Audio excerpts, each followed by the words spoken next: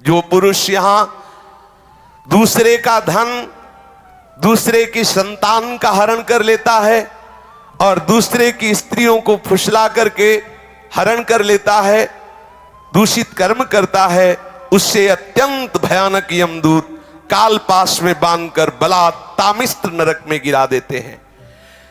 इस नरक का भयानक दंड है कि इसमें कहीं प्रकाश नहीं। थोड़ी देर भावना करना, एकदम अंधकार ही अंधकार, ना तो इसमें किसी तरह का उसको आहार दिया जाता है, ना अन्न ना जल, और निरंतर यम के दूतों की केवल सेवा होती। इसे पीटो डंडे से, जैसे धोबी कपड़े को कूटता है, ऐसे कूटते रहो। अच्छा वहां मरना है नहीं, ये हो कि भाई मर जाना तो 2-4 घंटे पिटाई होगी, मरना है नहीं। अब वहां केवल पिटाई ही होती रहती है।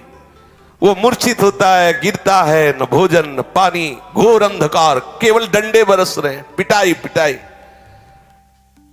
वो बार बार मूर्छित होता है, लेकिन उसे अब ये सजा ऐसे दी जाती है, बोले इसे 100 वर्ष, 50,000 वर्ष, 1 कल्प, अब पिटाई ही पिटाई होगी।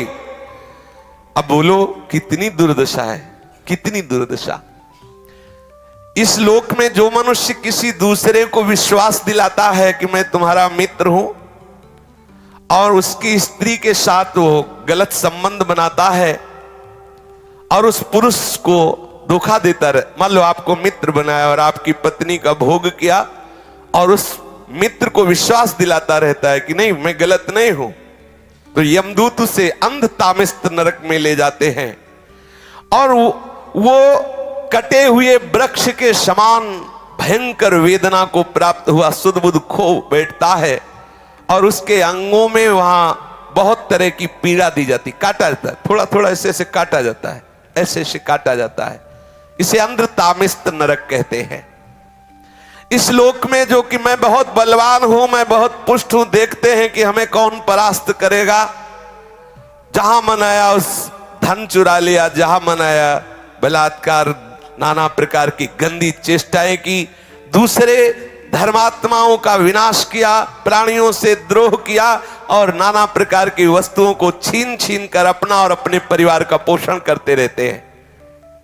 वो जब अपना शरीर छोड़ते हैं तो रौरव नरक में जाते हैं, रौरव नरक। इस लोक में जिन जिन जीवों को जो जो कष्ट पहुंचाया है, यमराज के दूत वैसा ही वो रूप धारण करते हैं, रुरु नामक होकर के भयंकर कष्ट देते हैं। इसीलिए इस नरक का नाम रौरव है। जब किसी को कहा जाता है कि सारे रौरव नरक मिलेगा, मतलब भयंकर चरम सीमा का कष्ट। सर्प जैसे क्रूर स्वभाव वाले ऐसे जीव वहां हैं जो उसको काटते हैं, बार बार काटते, मरना तो वहां है नहीं। महारौरव नरक, रौरव नरक ऐसे लोगों को प्राप्त होता है जो अपने शरीराभिमान में आकर के दूसरे धर्मात्माओं को, जीवों को नाना प्रकार के कष्ट देते हैं, उनसे वस्तुएं छीनते हैं, अपहरण करते हैं, और स्वयं अपने परिवार और अपना भोग सामग्री एकत्रित करते, अहंकार के द्वारा भोग सामग्री, धर्म के द्वारा, भगवत प्रसन्नता के लिए। यदि अहंकार के द्वारा दूसरे की हिंसा आदि करके आपने, तो फिर वो भोग भोगना पड़ेगा। जो इस लोक में दूसरे निरपराध प्राणियों को रोते चिल्लाते हुए सुख का अनुभव करता है, खूब दर्द दे, ऐसे बड़े बड़े निर्दयी लोग हैं, यहां दर्द दे और वो समझते बड़ा आनंद। वहां ऐसे यमदूत आनंदित होते, नाचते कूदते यमदूत, और उनको कोल्हू में पेरते, खूब दर्द देते हैं। इस लोक में जो खटमल, मच्छर, सर्प, बिच्छू, छिपकली, ये जितने ऐसे जीव हैं, इनको देखते ही मार देते हैं, हिंसा करते हुए अंधकूप नरक में गिरते हैं। भगवान ने इन जीवों के कर्म के अनुसार इनकी रचना की, रक्तपान आदि इनका स्वभाव है, ये नहीं जानते। मच्छर ये नहीं जानता कि हम काट रहे हैं तो इनको दुख होगा, वो नहीं जानता। उसका जैसे हम भोजन पाने के लिए अन्न आदि पाते हैं, ऐसे वो उसका भोजन रक्त भगवान ने निश्चित किया, उड़ा दी।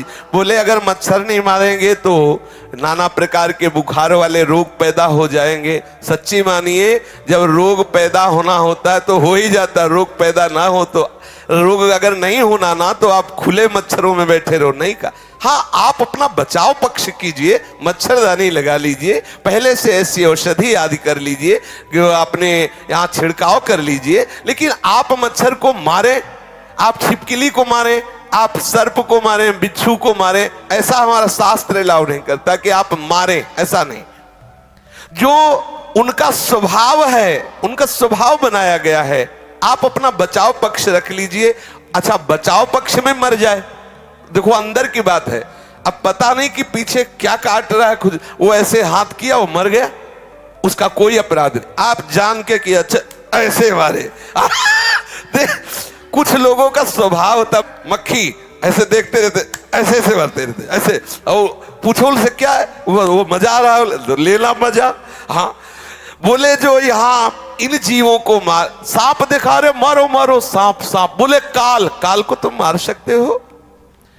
जितने यहाँ मच्छर, जू, रेंगने वाले सांप या पशु पक्षी मृग मक्खी, जो भी, इनसे तुमने जो इनको मारा, इनको द्रोह किया, तो आप समझ लीजिए कि ये पाप आपको नरक ले जाने वाला है। आपका रोगग्रस्त शरीर होगा, बहुत कष्ट भोगने पड़ेंगे।